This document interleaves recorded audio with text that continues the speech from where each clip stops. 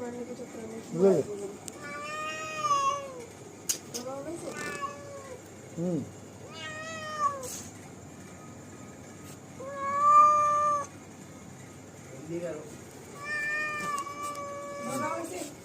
बहुत चूहे से डर रही है। डरेंगी